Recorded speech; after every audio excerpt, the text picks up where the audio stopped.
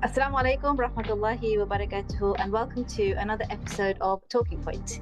If you haven't already, please don't forget to subscribe to the channel, share the link, and send us your feedback. You'll also find us on Instagram and Spotify.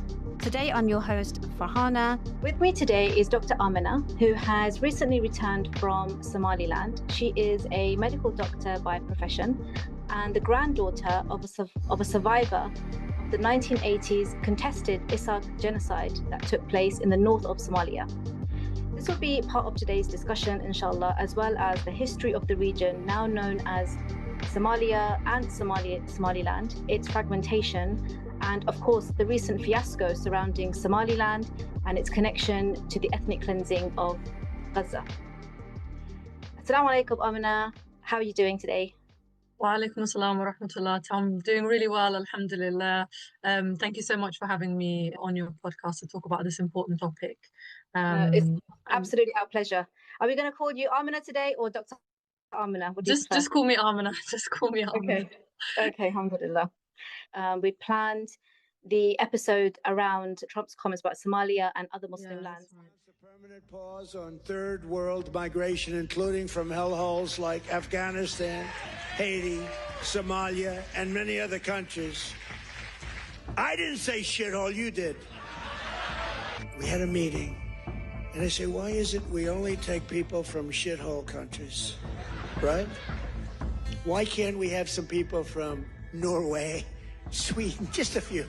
Let us have a few. From Denmark, do you mind sending us a few people? Send us some nice people, do you mind? But we always take people from Somalia, places that are a disaster, right? Filthy, dirty, disgusting, ridden with crime. The only thing they're good at is going after ships. Okay, so this is obviously not the first time that he's talked about the global south in such a disgusting and derogatory way. Soon after these comments that he made was the revelation by Netanyahu, recognition of Somaliland, which then followed on social media, this explosion of Somalilanders that were celebrating. And understandably, there was a lot of backlash from their own community. Nothing about the situation should be taken at face value. And it's just a matter of time until, political scenarios unfold. A fake ceasefire deal, which, we can see now, cleared the way to create a new stabilizing force. Going back to Trump's language, reflect a mindset and how imperial powers view other people's lands. So we've had this rhetoric before where populated lands are described as being empty, or how some people are basically disposable, or comparing them to animals. And so even in the last year, we've had comments made by the likes of Tom Barrett, who was an official sent over to the Middle East. He brought up the concept of the nation state and how it's coming to the end of the whole Sykes-Picot model. Essentially, what he was talking about was a preparation for the fact that borders in the Muslim world are totally negotiable. At the time, it was an odd comment, but now we can see that there has been plans for fragmentation. These smaller states potentially are only allowed to exist as long as they serve a certain power. For today's discussion, the focus is going to be on Somaliland. Amina, before we get into it, if you can tell us a little bit about your background. Okay, thank you. So, as you said, I'm a doctor working in the NHS. I was raised in the UK, but I was actually born in the United Arab Emirates. My parents came over from Somaliland in their youth. So they were both in their 20s when they came separately to the UAE to look for work and opportunities. And actually, as you'll come to understand as we go through the podcast, there was a reason why a lot of people in their generation left the country to seek further opportunities outside.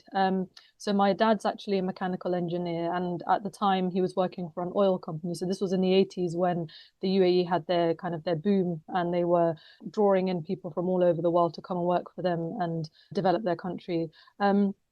My mum was up until she got married and had kids, was a school teacher in Somaliland. So she was actually part of a group of young people who were taken to the south under a program that was run by the then dictator to raise literacy rates. So that's how she ended up making her way to the UAE. She was essentially trying to find a way out of the country, which was under a dictatorship at the time. And my father was living there, and when his contract ran out, his plan had been to come back to Somaliland. But this was around the time of the aerial bombardment of Hargeisa being the current capital of the self-declared Republic of Somaliland, and actually was a major city in the north. And people were fleeing the country as refugees around the time. So my family, both my mother's and my father's family, actually were caught in the aerial bombardment and essentially just left with the clothes on their backs. So they fled in various directions. My grandmother was part of the wave of people that fled to Ethiopia by foot, went to refugee camps in Ethiopia. Some of my mother's siblings went south to Mogadishu. Some of them came to Europe. So yeah, the entire family was completely scattered. And I remember for a number of years, actually, my mum didn't know whether a lot of her family was dead or alive. A similar thing for my dad as well. So it was a really terrible time in the history of the Somali people. So that's essentially how my family came to the UK. We came as refugees because we were unable to go back to Somaliland, and we couldn't stay in the UAE. As you probably know, Gulf countries don't give citizenship to people who are not originally from there, or it's very rare. And actually, my family is a really good example of how professional people who, probably had good lives back home were able to make a good standard of living for themselves. They only really leave their homes and start again when they're really desperate, and the situation that they're leaving is worse than anything that they may encounter. A whole discussion even about refugees and who they are and what their background is, and all the negative connotations that are linked to that when within your own, in terms of your own family experience, who have ended up being caught in a political situation that has resulted in a certain trajectory. It's quite important to talk about this. It's almost like their whole identity is scrapped. So if you were to talk a little bit about Somalia before the chaos of colonialism, going back to 1984 or pre-1984 even, what did Somalia look like? Was it a country with these set borders? Was it a part of a wider region? This would be a good place to start, inshallah. Yeah, so I suppose probably the first place to start would be just discussing the geographical setup, just because it then helps to make sense of the history and what then happened from a political perspective. So Somalia, the current country of Somalia, which includes the nation of Somaliland, is in the Horn of Africa. So it's the easternmost region. And so to the north, it borders the Gulf of Aden, which then goes on to flow into the Red Sea via the Bab el-Mandeb Strait. So this is a really important maritime, what they call choke point, a key global trade route, particularly when it comes to oil and goods being transferred between Europe, Asia, and Africa. And it's the gateway to the Suez Canal. But because of its location, it's very vulnerable to geopolitical conflict and piracy, as we've seen recently with the Houthi attacks. To the east of Somalia is Ethiopia, which is a landlocked nation. And again, that's very important because that influences a lot of the past and current politics. To the south of Somalia is Kenya, and to the west is the Indian Ocean. Somalia, as it stands currently, does not contain the entirety of the lands that Somalis actually live on. Because of colonialism, a lot of African tribes, of which the Somali tribe is one, have been divided across national borders. So Somalis inhabit about a third of the geographical region of Ethiopia, and they also live in, again, about another third of the geographical region of Kenya. And we must also include Djibouti in that. Now, if we go back historically to how Somalia, or the lands that Somalis inhabit, was ruled, Islam, the inception of Islam, when the Sahaba made hijrah to Abyssinia, Somalis were exposed to Islam from the very beginning, and Islam spread throughout that region through trade and through da'wah, and also through migration of scholarly individuals. So the lands that were inhabited by Somali people were actually part of several Islamic sultanates, which were all connected to the Islamic Khilafah at the time. So some examples of those would be the Adal Sultanate, the Ifat Sultanate, the Wursangali, the Ajuran, and the Mogadishu Sultanates. And these essentially were wilayats of the Islamic State. and they maintained links to them throughout their existence. Somalia was also the location for a number of major ports in the East Africa region, such as Sayla and Berbera, which still exist today. And they are in the north, so they are actually in Somaliland, and Mogadishu, which is in the south of the country. And there would be trade between the people of Somalia with the surrounding areas, such as the Arabian Peninsula, including Persia, also the Indian subcontinent, China, and Europe. So just to very much counter what Trump implied by calling Somalia an S-hole country, actually Somalia was very much integrated with the rest of the world and remained an important part of the Islamic Khilafah until the colonialists arrived. And actually, just to give you an example of that, is when the Ethiopian Empire at the time, which was a Christian empire, and Ethiopia has maintained its Christian identity throughout most of its history. When the Ethiopian Empire attacked the Mamluks in Egypt, the Ifat Sultanate provided them with military support and managed to push them back. So that just shows you that there was a real connection between Somalis and the rest of the Muslim Ummah. And we know that Somali scholars traveled throughout the Muslim world, and that the merchants from the Somalilands traded freely with their Muslim brothers in other parts of the Muslim world. And it really shows us that Islam was the dominant source of the ideas and the values and the laws that governed those lands. I think also another concept to understand is that the structure of Somali society, which exists until today. So Somali societies are broken down into what we call clans. So clans are essentially extended family structures used to identify one's relation from a common ancestor. So this is how Somali society has traditionally been organized. And that will come to be important later, because we'll see how that structure, which essentially is just an extended family network, had been used to exploit divisions within Somalis and create some of the conflict that we see until today. It's actually not that different to other regions. Like even when you look at the South Asian continent, when you're looking at the Arab lands as well, and even I'm sure other regions, it's quite a natural way to organize yourself. Absolutely. Yeah, exactly. So it's normal for people to live with kind of extended family networks. I think even, even for example in Scotland, clans also exist there, and it's a common thing that they're known for. But the big difference is that the clan network was not really exploited in the same way as it was in Somalia to cause breakdown of the society. That's right. Yeah. And in terms of how Somalis lived, the Somali society has traditionally been what we call nomadic pastoralist society in the north, and what we call an agricultural pastoral society in the south. Meaning, in the north, the majority of Somalis are nomadic, so they have herding animals that they move around, and they go from grazing land to grazing land with their animals. In the south of Somalia, there's more fertile land, because these are areas through which rivers flow. The Somalis in the north speak the closest thing to the standard Somali that's written and understood and used in literature and in media, whereas Somalis in the south speak more of a dialectical Somali language. The southern part of Somalia was more ethnically diverse. There were intermarriage between local people and Arabs, Persians, Portuguese, Indians, for instance. Yeah, that's really interesting.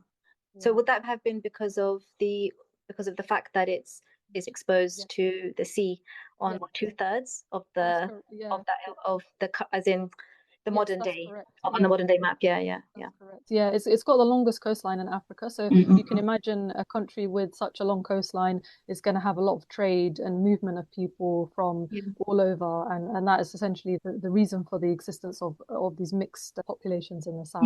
Intermarriage through trade. And if we look at the governance, so this is all pre-colonialism. Somalia was a society with a very layered form of governance. So you had obviously Islamic law. Sharia was the pillar, the cornerstone of governance, and that was what was used to regulate contracts. It was used in matters of family law. It was used in matters of kind of criminal law as well. And underneath that, we had what we call her in Somali, which is customary law. So customary law is very much based on the concept of the elders providing moral and social guidance. It Okay. was based on the clan system. So you would have appointed authority figures within your clan who were elders and you would go to for arbitration, for things like mediation between parties, compensation, that kind of thing. And these would often be like learned men, scholarly men who had a good understanding of the deen and also good understanding of the society that they lived in. So actually, it was a way to protect people. The head was used to protect the vulnerable in society, people who are new to the society, so guests. But it didn't replace the Sharia. It worked within the confines of the Sharia. Yeah. Can you go into the relationship between the different lands, how they viewed territory? Because you kind of touched on the bit about if the north of Somalia was quite nomadic, the south was more agricultural. But then you also said that there's clearly no set borders either. Yes. So how we know geographically this is Ethiopia, this is Somaliland, this is Djibouti, etc. How did that relationship work? So yeah, there's a distinction between Somalia as a current nation state, and Somali lands that are lands that are inhabited by the Somali people. So historically, as I mentioned earlier, about a third of the landmass of Ethiopia is inhabited by Somali people. So this is a region that's now known as Ogaden. Okay. And similarly, in Kenya, there is a region that was previously called the Northern Frontier District, but it's now part of the nation state of Kenya. And it actually makes up almost 50% of the total landmass that was historically inhabited predominantly by Somalis. This is important to keep in mind because it shaped actually a lot of the political decisions that were made during the dictatorship that I'll go on to talk about. And it impacted the kind of relationship between Somalis from one region versus another. Previously, before the arrival of the colonialists, we didn't have these sort of sharp borders in these nation states that currently exist. People live on land. Somalis in the vast majority of the country are, other than the very southern riverine areas, were nomadic people. So they understood territory in a completely different way. So there were areas that tended to be settled by particular clans. That is true. However, there were no harsh or hard and fast borders that these people adhered to. So territory, generally speaking, was understood more through pastoral routes. So where did animals that belong to family X, where did they traditionally graze? And that would be understood to be the territory of that particular area. Similarly, there would also be an understanding that territory was through where trade would traditionally happen. So a particular family would trade in this area, and that would be understood to be their territory. But the key thing to remember is that these people were united on the basis of a shared religion and a shared language.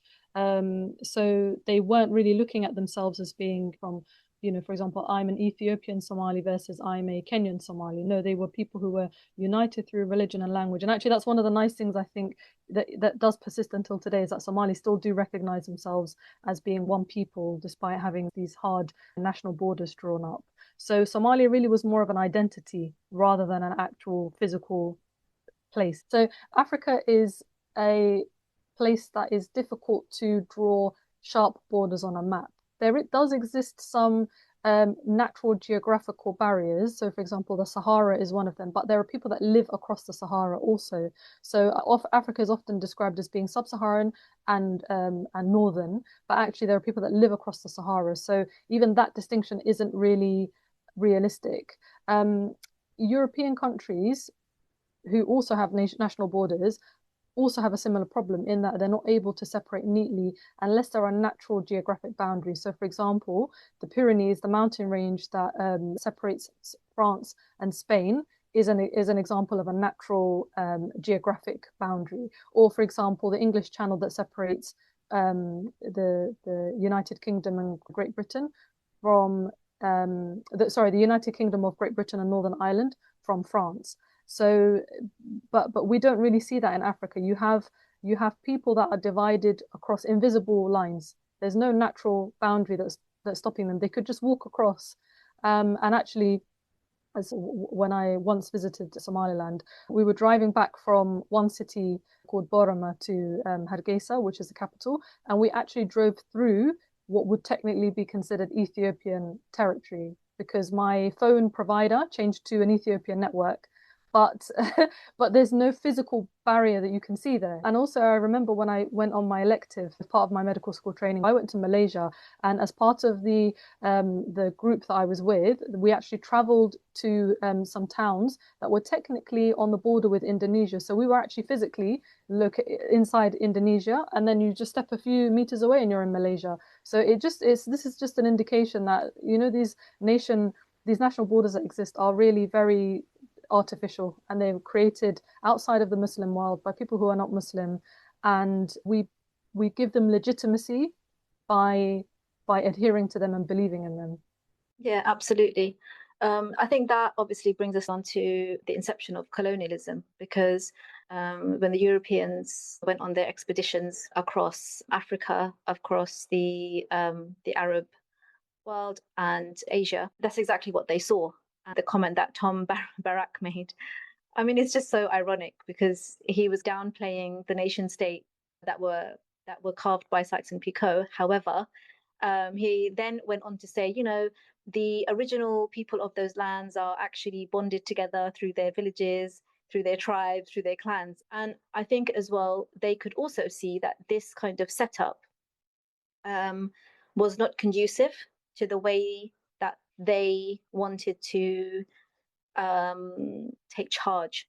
Basically, you just had too many people covering too vast of an area, and that was just not conducive to how you're going to now control these people. And you know, as you were talking as well, it's something I remember going to an event about Sudan, and the brother was basically describing Sudan as we know it did not exist before, and that Sudan was considered to be the name of a region rather than the name of a country with, you know, these kind of set borders. So let's tell us a little bit about the inception of colonialism and the shattering of the natural governance, the structure, the society there.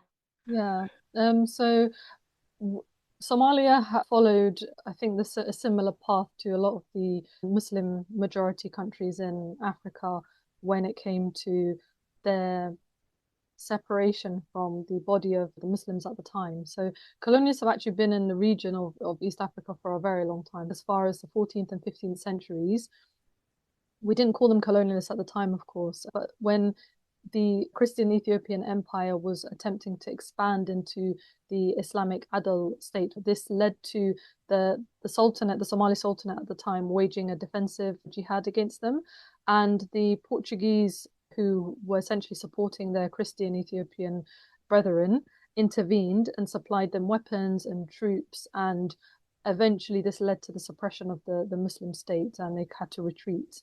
So actually the Europeans have taken advantage of is previous hostility that existed with particularly Ethiopia to achieve this. And Ethiopia has often been used as a proxy in several of the attempts that have been made to suppress the Somali people and their governance, and why they were interested in Somalia to begin with.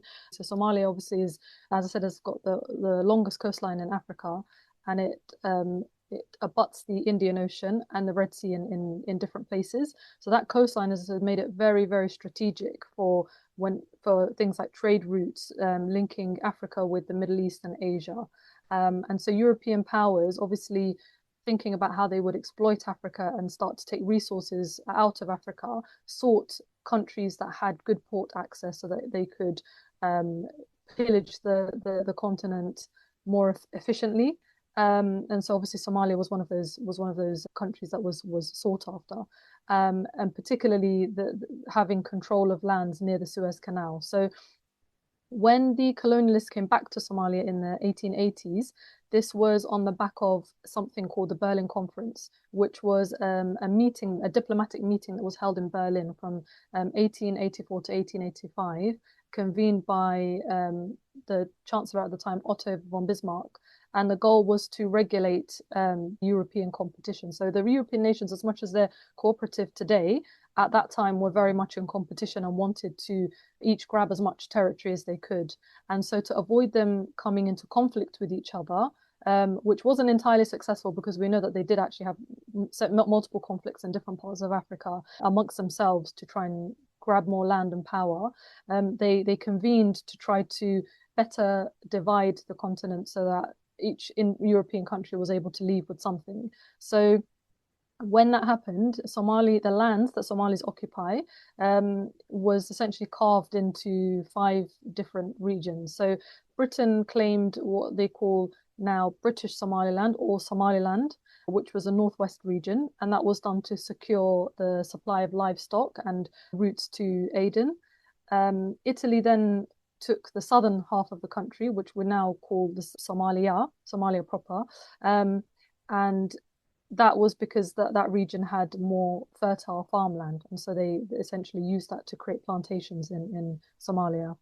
France then took control of what we now call Djibouti, and that was to dominate the Red Sea entrance. And then the remaining regions were absorbed partly into Ethiopia and Kenya.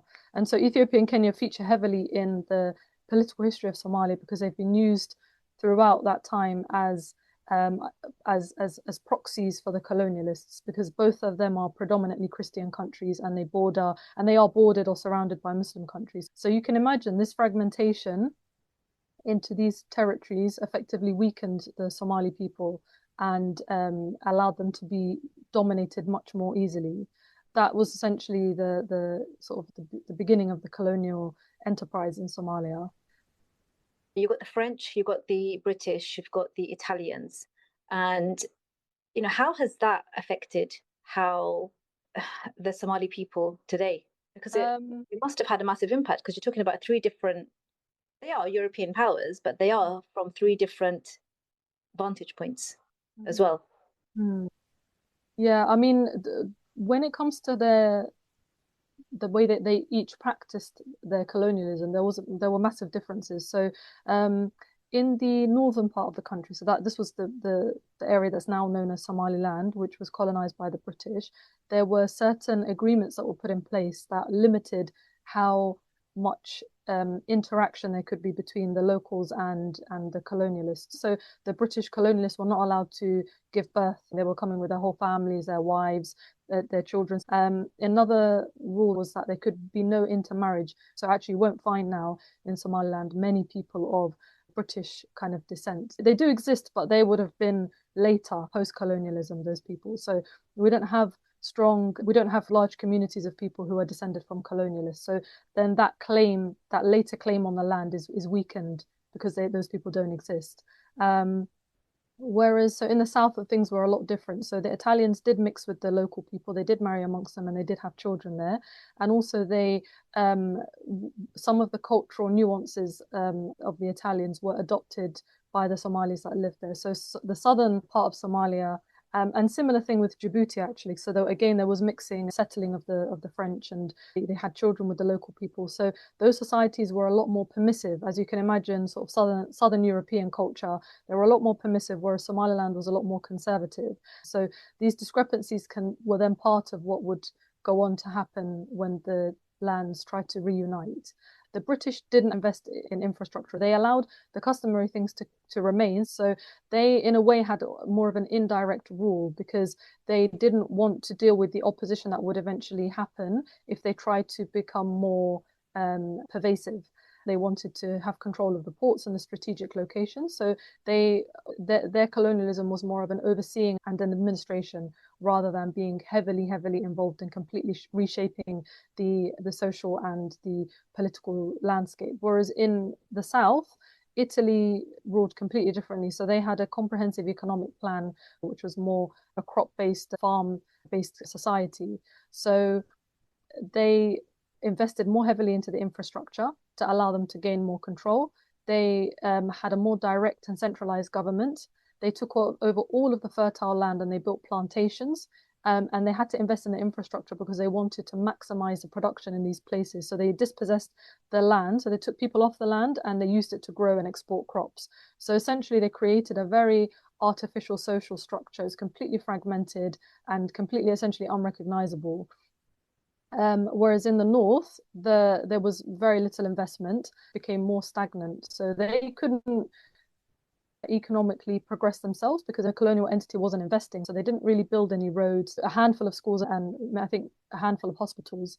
But they really didn't invest any more into the country, and they didn't let the people of the country invest into themselves. Obviously, they took complete advantage of of whatever the North had to give and what the South had to give. But also, when you're describing how the British, their colonial policies in that region, we can see similar policy that they had in India as well. Except now you'd always hear that line, we built them a railway, and that's basically what they give them. SubhanAllah. So yeah, what would have been a natural progression had they been left by themselves? Yeah, I mean, you're right. And actually, so just to go back to the point you made about India, it's interesting the fact that all they could leave them with in the end was just a not a particularly good railway system. Just goes to show just how exploitative the colonialist operation actually was. So I wanted to bring up a point that even if they're under colonialism, there's still some development in the social kind of structure of the country. So when the British were ruling the North, we actually found that because they were more passive than the Italians, there was space for the sort of the development of arts and literature and political discourse under the British rules. So the intelligentsia of the Somali people was more visibly from the north. So things like poetry, the arts, literacy, political discussion, political thinking, that was heavily, heavily dominated by people in the north of the country. Whereas in the south, there was a sort of massive repression of any kind of independent thought, political discourse. People were just recruited into this colonial structure. And so the southern people dominated bureaucratic and the state institutions because the Italian colonialists used them for that. So actually, after independence, we found that at least once the Somalia was under a dictatorship, that was that distinction. So the fact that the southern Somalis very much dominated bureaucracy and the state institutions, that was exploited by the colonial government later. So post 1960, the centralization during the dictatorship was very much a product of what the Italians left behind, and it shaped the whole conversation around Somaliland and Somalia. Okay, that's really interesting. You can't have one half of the country being ruled by one group in a particular way and another half being ruled by another group in a particular way, and then expect that when both of those groups, quote unquote, leave, and then these people join back together, that there will be stability. You've essentially created the environment for chaos and discord. I remember speaking to my mum about this before we decided to do this podcast, and she was telling me about her experience as a young teenager who'd been sent to the south as part of this crash program to improve literacy in the country, and she was in Mogadishu for about a year, and she just remembers describing it as liberal and actually quite distant from Islam as well.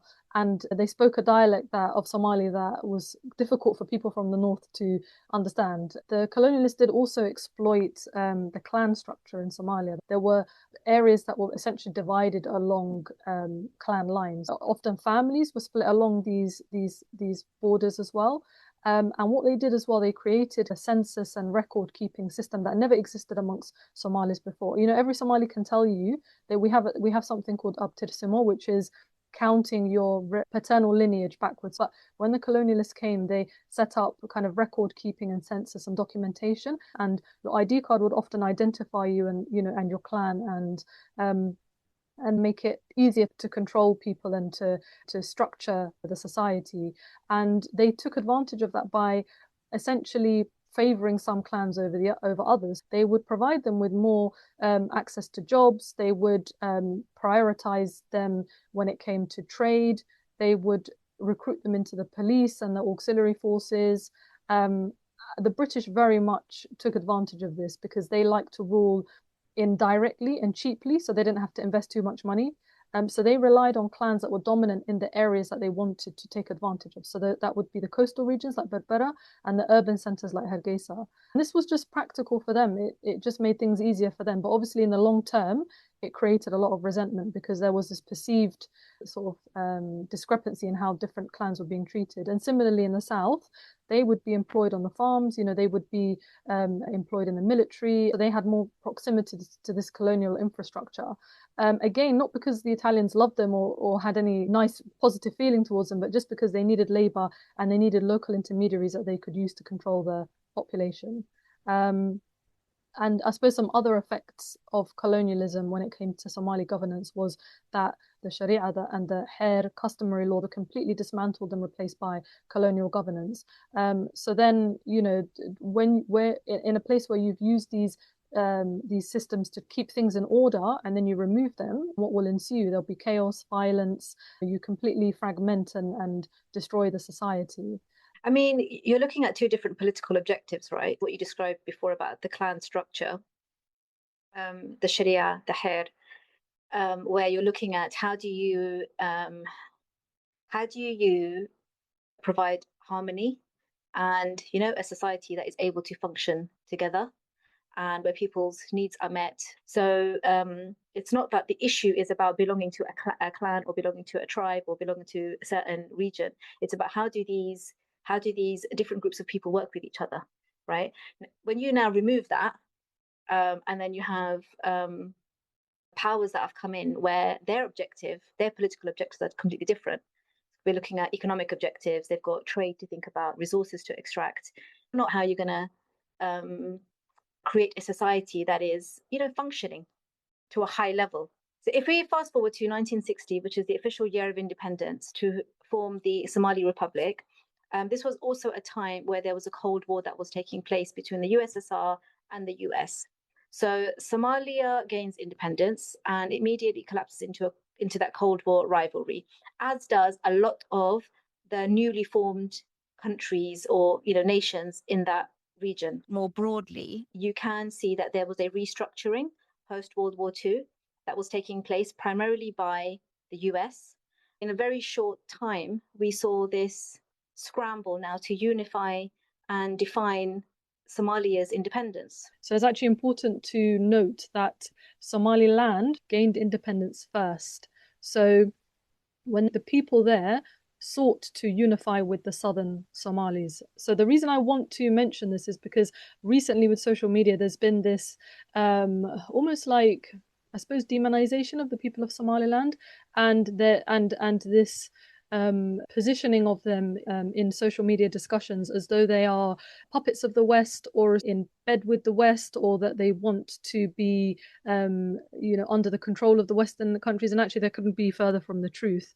Historically, the northern Somalis have fought hard against colonialism, but obviously when they were eventually colonized, they worked very hard to try to gain their freedom from the colonialists. And as soon as they were free from the colonialists, they wanted to rejoin with their brothers and sisters in the south. So they were actually the driving force behind Somalia and Somaliland reunifying. So when that happened, they actually did have a period of relative stability of about 9 years or so. They were just starting to recover from the effects of, the last almost 100 years of colonialism.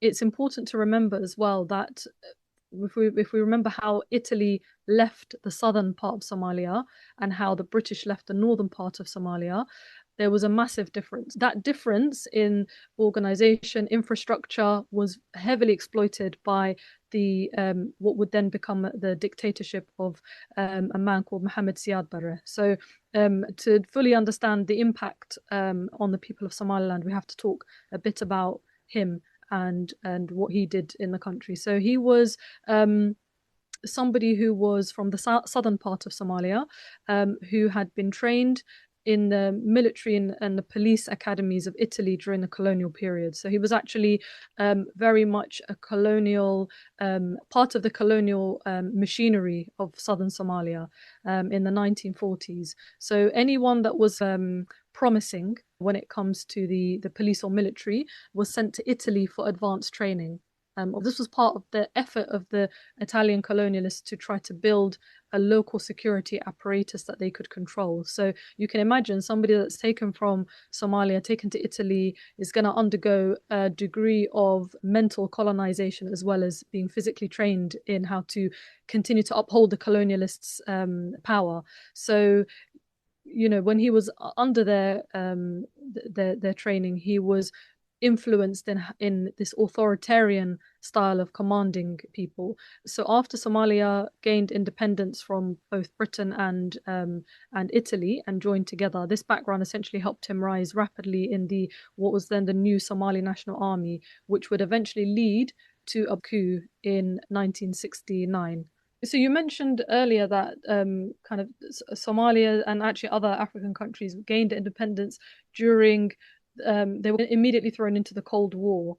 Somalia, or rather Siad Barre at the time, was primarily backed by the Soviets in the kind of early 70s to the late 70s, essentially because Somalia had become a proxy in the Cold War in that region. And obviously the Soviet, any political entity that backs a dictator has a perceived benefit for themselves. So for them, it goes back to having that strategic access to the ports near the Red Sea and the Indian Ocean. He himself was a socialist, so he presented himself as what they call a scientific socialist. So ideologically, he was the same as the Soviets at the time. So of course, naturally, they would gravitate towards each other. And again, that was influenced by him being in Italy in the 40s. And and I think this sort of anti-colonial rhetoric is a way of getting support from the people as well. Yeah, that's right. That's right. Yeah. So they obviously the Soviets positioned themselves essentially as an alternative to the what they would call the kind of imperialist Western Europeans and Americans. So the question now is, how different was he to the Italian colonizers, right? Yeah. I mean, not very different, to be honest with you. He was basically a product of their training. So, another really important concept I want people to remember is that the only way that the colonialists could have maintained power for as long as they did is to have people that looked like the people that they were ruling over, who were carrying out the dirty work. So the reason that they could control the population is because they had their own people who were doing the bidding of the colonialists. So Siad Barre was part of that machinery. He was a police officer, and then he was part of the military. He was trained by the Italians, and he rose through the ranks and eventually became the head of the army. Just going back to the Soviets, so the Soviets at the time provided the Somali army with a lot of military aid. They gave them financial aid, they provided them with tanks, aircraft, artillery, they trained the officers as well, and they massively developed Berbera, which is in the north of Somalia, current Somaliland, into a very well-developed naval airbase. Somalia at the time had one of the largest armies of any African nation. They had to militarize very quickly in order to gain control of the country. So he basically did the same thing. Now, the reason that the alliance between the Somalis at that time and the Soviets ended was because so if you remember earlier, I mentioned that the Ogaden region, which is about a third of Ethiopia, is inhabited by Somali people, and historically they were not very well treated by the Ethiopian government. So in order to try to save or to liberate their Somali brothers across the border, Somalia actually engaged in a war with Ethiopia between 1977 and 1978 to try and liberate them. So this was called the Ogaden War. And so this was headed by Siad Barre. Siad Barre, exactly, yeah. So headed by the Somali army. And was that to gain territory? The aim was to reunify all of those areas of Somalia that had historically been given to other nations. That included Kenya to the south, and Ethiopia to the east, and Djibouti. The eventual goal was to try to have all of those areas under one banner of being the Somali nation. But unfortunately, they were not successful in that because the Soviets, who had been supplying them with weapons and training them, basically switched sides to support Ethiopia instead. And then that led to Siad Barre breaking with the Soviets and pivoting towards the West. And then you see him being courted by the United States. So from that 1978 onwards to the late 1980s, he was Somalia was an ally of the US to counter the Soviet influence. And again, it goes back to America trying to get that control of those Horn of Africa shipping routes, and now an increased desire to have military access nearer to the Middle East. So the Americans provided hundreds of millions of dollars in military and economic aid. They trained the Somali army, and they also cooperated with them when it came to matters of intelligence. And the Somalis provided access to Beira port for the US Army to use. And actually, what that helped Siad Barre do is to sustain control during the internal rebellion that would then happen as a result of his policies against his own people. And it allowed him to continue military operations against any kind of opposition groups. But what it led to was Somalia's dependency on foreign powers in maintaining their military funding. I understand that the USSR switched sides. Why did they switch sides? Because, Somalia is very strategic. I think for them, they were thinking about which region is going to be more valuable to us. Whenever you see this happening in history, it's always because it's driven by where are their material interests going to lie. So, one thing, sorry, I should have mentioned earlier, is that Ethiopia was technically never colonized. It was occupied by Italy for a few years, but it was never formally colonized. So Ethiopia had become a lot more militarily strong. So compared to the newly formed Somali nation, Ethiopia was a much bigger country, because remember they've absorbed about 30% of the landmass that Somalis lived on.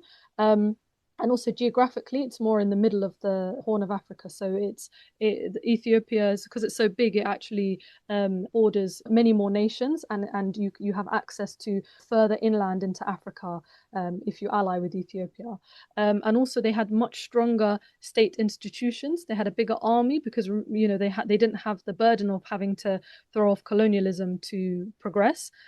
So they actually saw, and also remember at this time the Ethiopia was.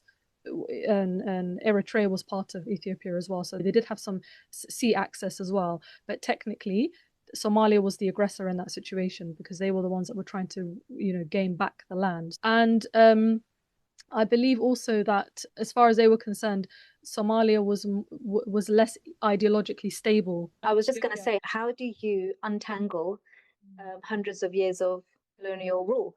How do you, what is your own? Do you even have your own ideological beliefs, political beliefs? So can you tell us a little bit about, now, considering that he is originally South Somali, how did he look to the Somali people in the north?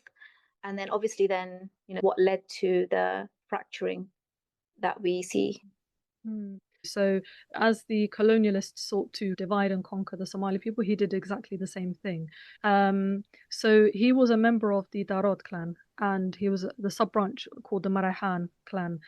So what, the first thing that he did when he got power was basically to put into place people from his own clans. His mother was from another branch of the Darod clan called the Ogaden, so he put people into place from that clan. And then his son-in-law, I believe, was part of the Dulbahante, which is another sub-clan of Darod. So he put people from these sub-clans, the Din, the Marahan, and the Dulbahante, into positions of power that would then put them in a position to carry out what they would then the kind of atrocities they perpetrated against the people that lived in the north. And actually they called this the Marahan Ogaden Dulbahante Alliance, the MOD Alliance, and that was specifically created to repress the people that lived in the north of Somalia. They did that in a number of different ways. So one of the ways that they did it was through kind of economic punishment. So they would place restrictions on trade for the northern Somalis who were merchants. They confiscated any livestock that they had, any goods that they had. The ports that were in northern Somalia were controlled entirely by members of his clan. So anything that was, so say for example, if I send, if you wanted to import something into the country, and I was part of this infrastructure of repression, I can just take those goods that you import. So you had no right to your own goods. They also would stop them from building any buildings that were anything more than 1 story high. So historically, Hargeisa, if you look at the old buildings there, they're all 1 floor. They're all 1 story. They don't have, now they do obviously, but back then they didn't have, multi-level buildings or flats. And what they said to them was, because the north is cooler than the south, that they didn't need to build they didn't need to build buildings bigger than 1 story, because why do they need to build it if they live in a cool climate, which makes no sense. But this is part of the humiliation that they wanted the people there to experience. So they essentially just humiliated people in everyday life. They treated them like second-class citizens. So they created essentially a 2-tier society. So that's how it started. And remember, they could do this because this is what their colonial masters taught them.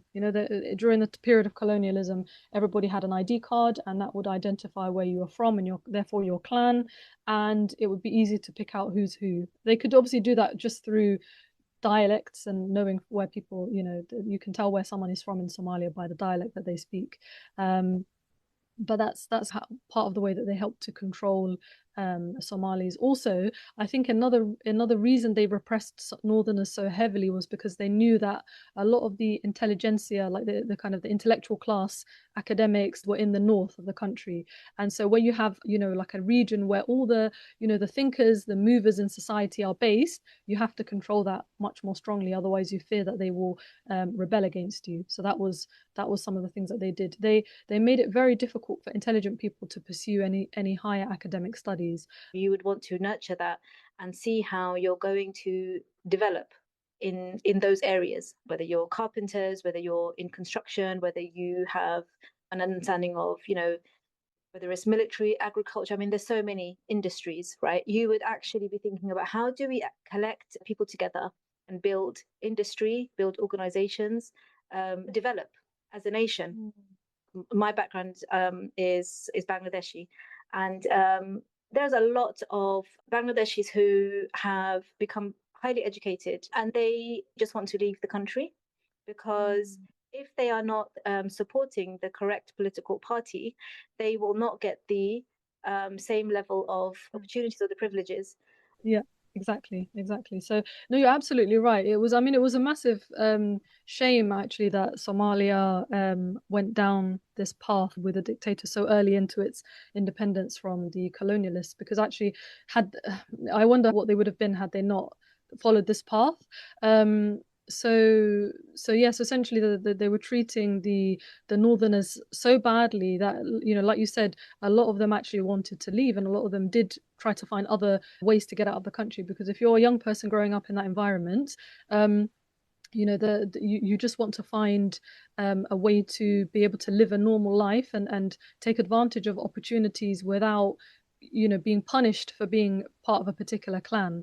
My dad is actually a good example of this. So he's mashallah very academically gifted individual, and he was one of the top students in his year in O levels, and he somebody like him would have had basically scholarships to study abroad essentially anywhere they wanted to, but because he wasn't the right clan, because he was an Asaq and he wasn't from the clans that had power, he wasn't allowed to go and study in those places. There were many similar people like him, a lot of his friends that went to the same school, who were blocked from pursuing higher academic studies. The opportunities were given instead to people from the ruling clan. Even if they weren't academically as bright, they were given the opportunity. I was going to say, yeah, which is another way that they maintain their power. They stop anyone who they think might be a threat to the control that they have over the country, and they basically take their own people and put them in positions probably that they don't really deserve, or that they don't really even have the capacity to maintain. So how did this lead to the situation that basically unfolded in the north? So I think that when you have a situation as existed in Somalia at the time, where you have a dictator who has essentially said he's a socialist and removed the influence of Islam from the society. I can't speak to his personal religious understanding and beliefs, but what he implemented was essentially a secular system over the Somali people. When you remove Allah subhanahu wa ta'ala from the equation and you remove the Sharia from the governance that you're applying to the people, you create an environment where essentially the strongest will survive.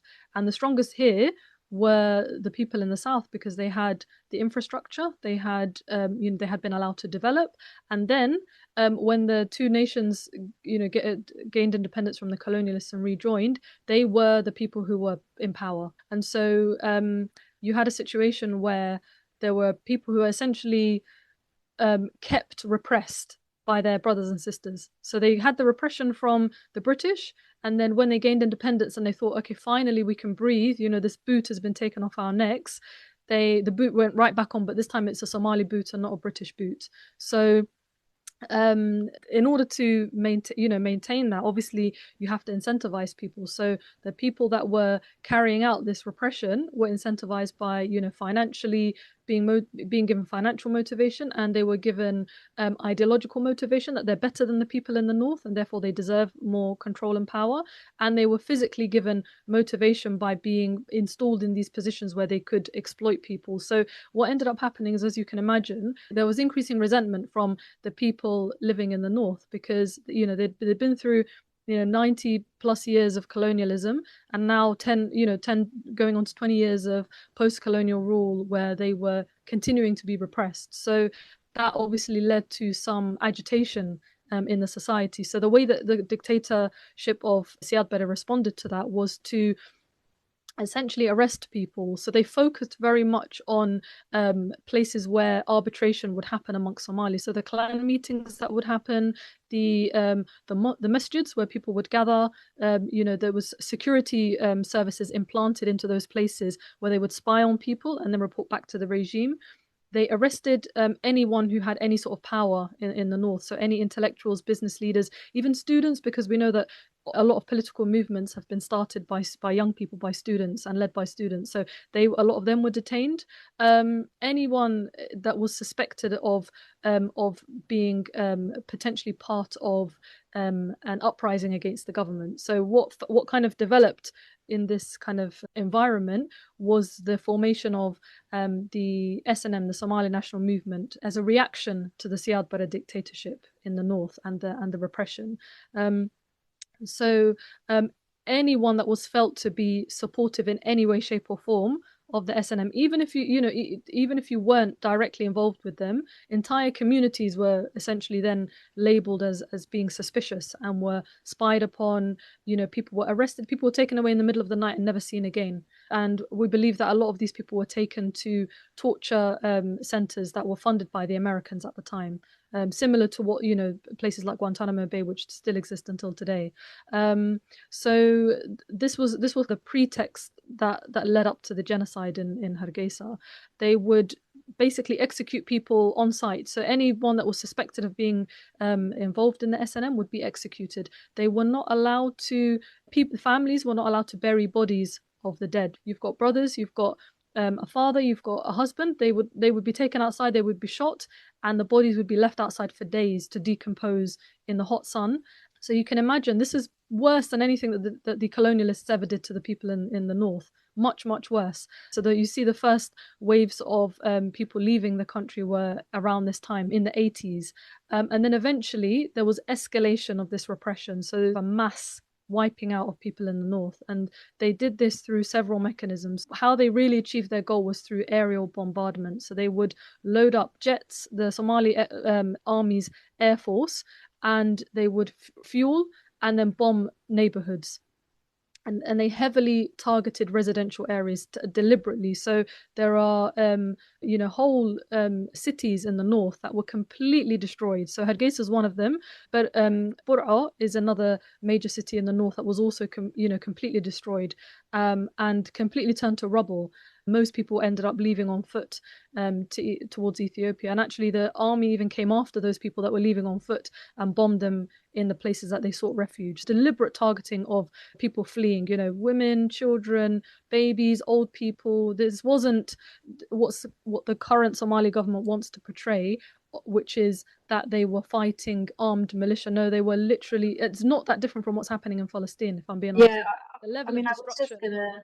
I was just gonna say, I mean, how is this any different to what, you know, what the Zionists have done to Palestine? I mean, you are the same people.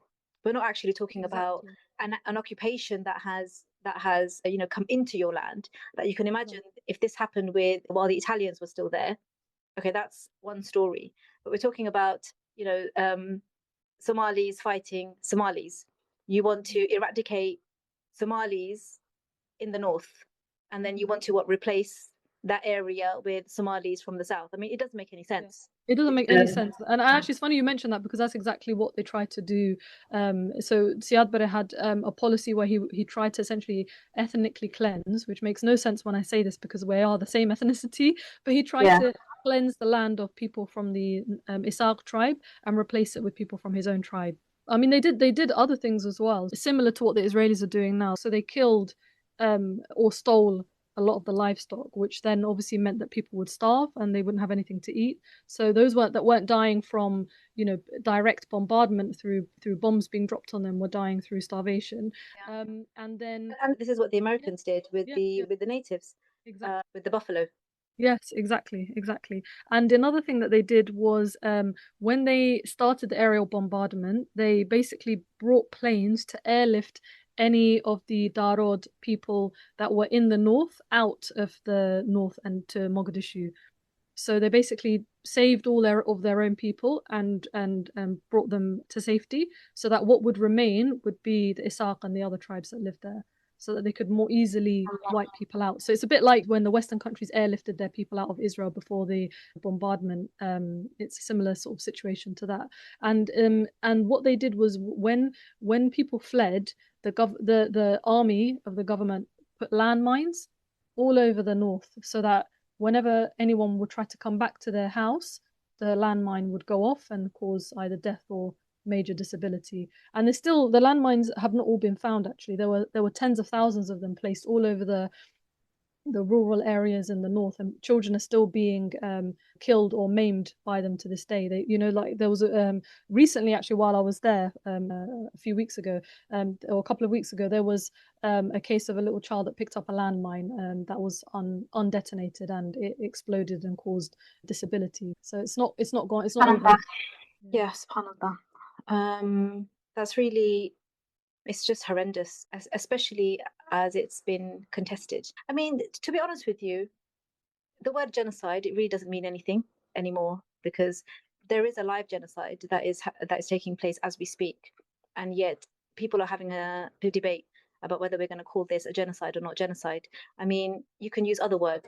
Was it not mass slaughter? Was it not the targeting of civilians, of women, of children, of protected people, creating one of the largest refugee crises I think in recent history. And so it's not even it you know, when it goes beyond this idea of should it be recognized as a genocide or not. The killing has happened, the slaughter has happened, and the ramifications of that are, you know, are still happening to this day. This kind of sets the tone as well about what we're going to inshallah move into, which is the recognition of Somaliland and this rift that was created. Rift is putting it mildly, that was created between these two regions.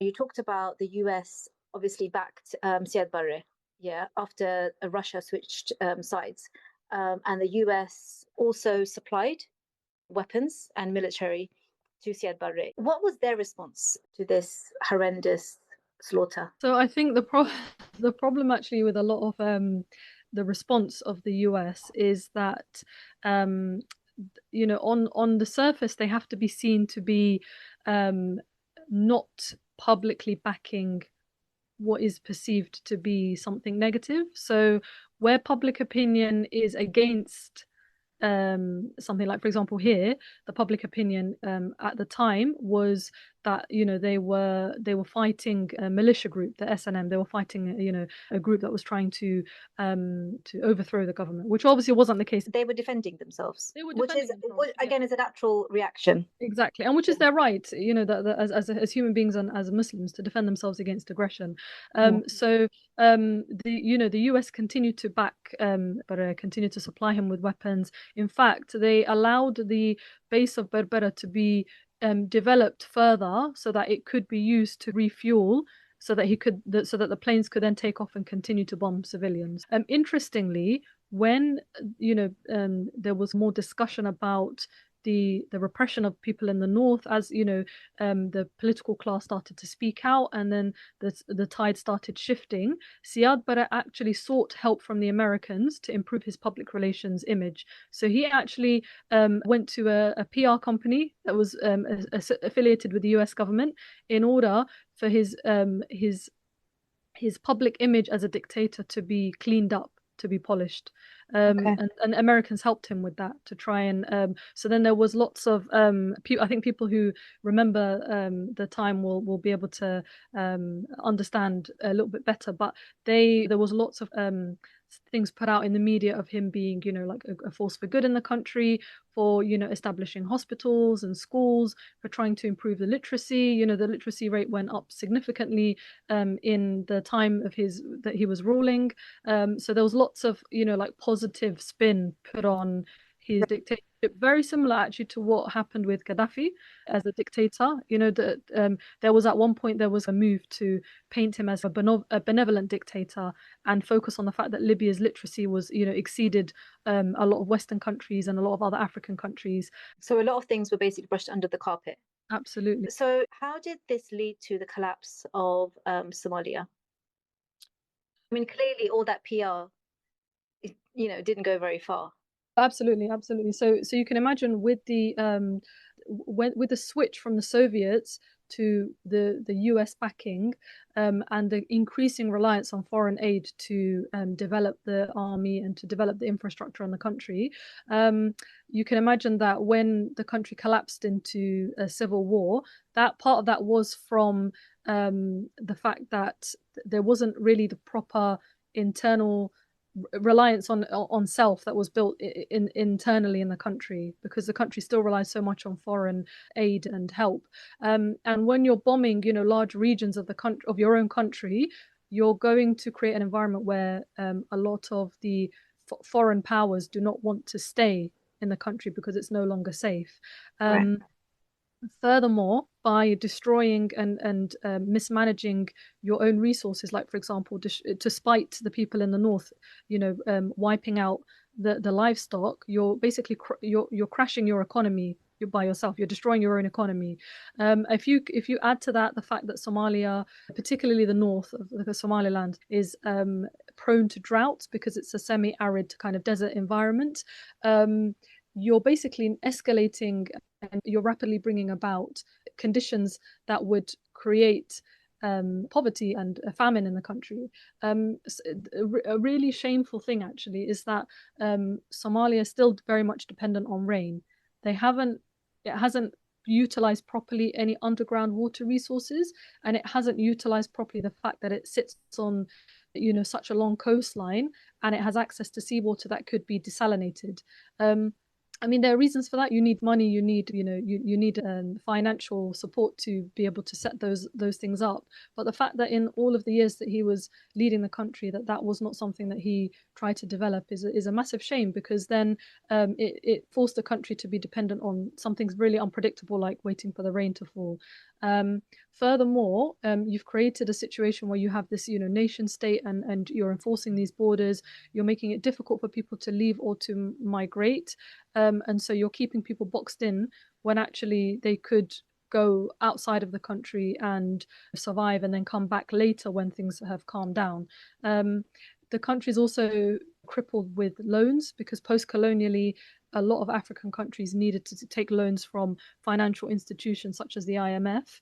Or if you're in the middle of basically a self-inflicted civil war, which is not really a war because you're just basically bombing civilians, then you're not producing, your economy isn't working, you're not paying your soldiers are not going to stay fighting people, they're going to leave. So the soldiers started leaving, the military broke down.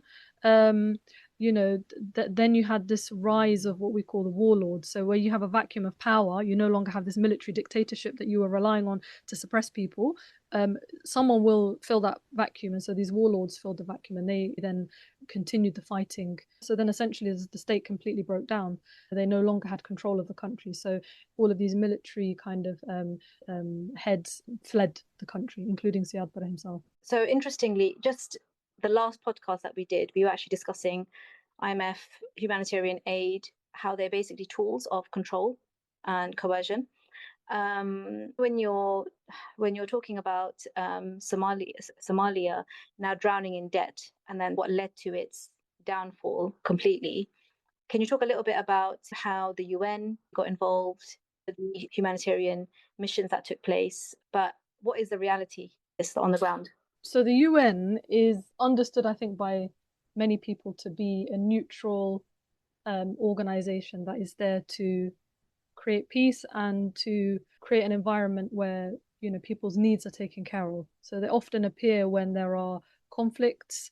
They often appear in the context of genocide or civil war, and they are on the surface thought to be a stabilizing or peacekeeping organization. But obviously, as we know, that isn't the reality. So when the state of Somalia collapsed so this would have been in around 1991, the US brought in their own army and came in with the UN. So they actually formed a unit called UNISOM.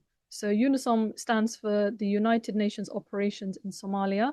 And so there were 2 UN missions in the early 1990s that was sent to Somalia during this period of state collapse and civil war, and then the ensuing famine that happened after this.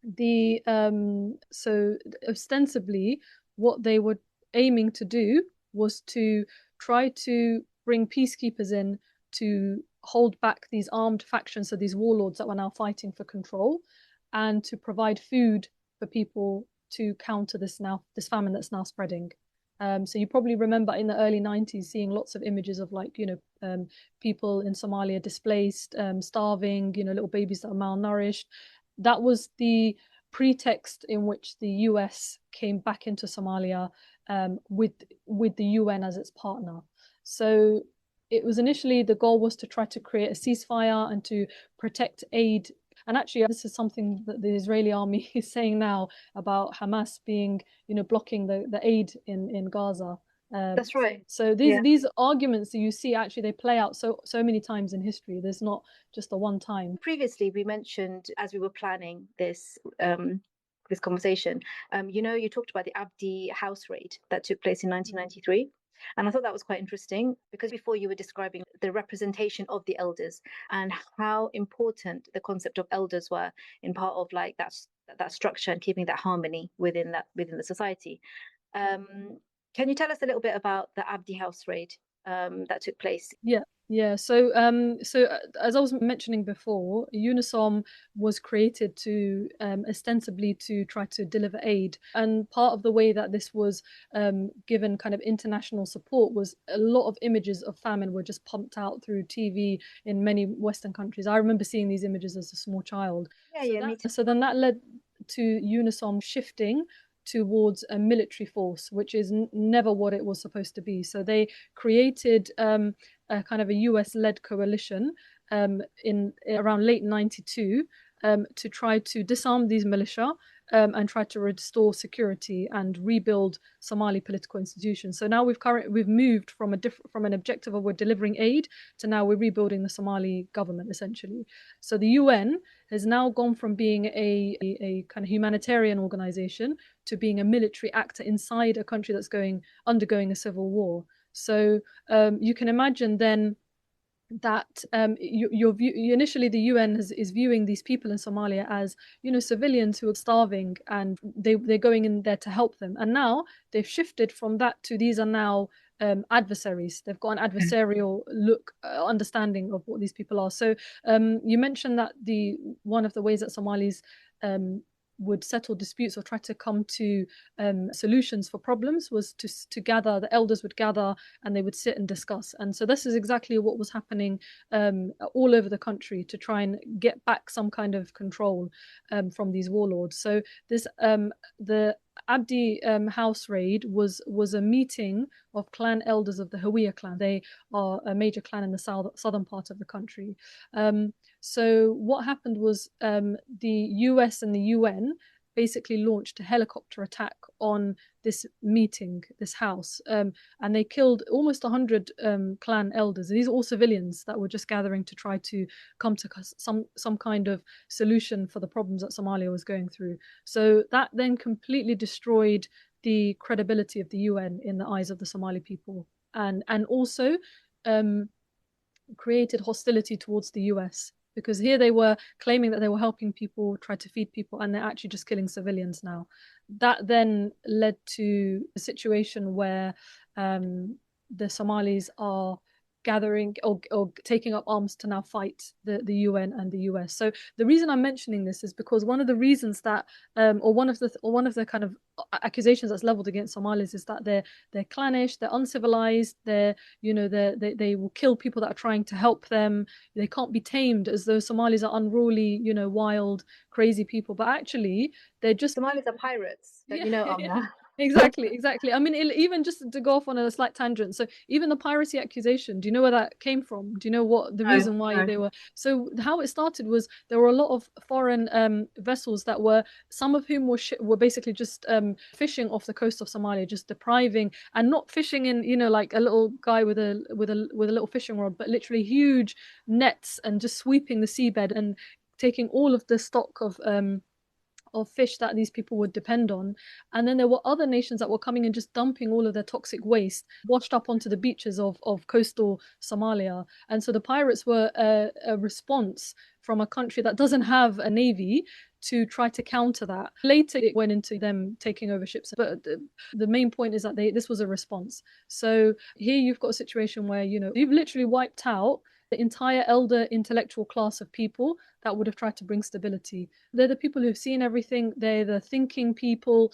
They're still tied to Islam, because remember I said that the elders are also people, scholarly people who've got connection to the deen.